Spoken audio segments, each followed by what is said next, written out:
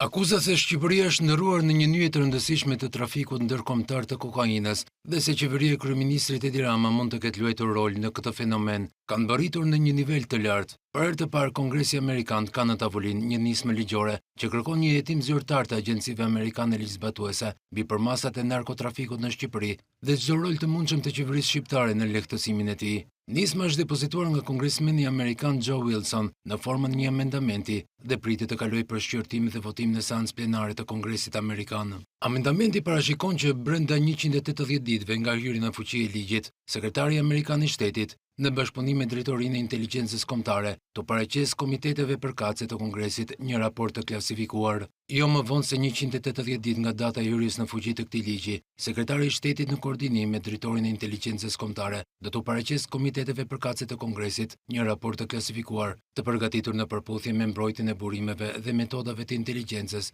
i cili shqyrton shkallën e narkotrafikut në Shqipëri, rolin e qeverisë së Shqipërisë në lehtësimin ose mundësimin e këtij narkotrafiku, shkruhet në amendamentin e depozituar nga kongresmeni Wilson. Nëse amendamenti miratohet dhe në seancë plenare, administrata amerikane do të ketë një detyrim ligjor të hartojë këtë raport, i cili mund të hedhë dritë mbi vlerësimin zyrtar të institucioneve amerikane për situatën e narkotrafikut dhe përfshirjen e mundshme të strukturave shtetërore në Shqipëri. Joe Wilson është antar i Komitetit të Jashtëm dhe antar i Komisionit të Sigurisë dhe Armatimeve në Kongresin Amerikan. Së bashku me Robert Adelhort, ai është bashkëkryetari i Dhomës së Miqësisë Shqipëri-Shtetet e Bashkuara në Dhomën e Përfaqësuesve.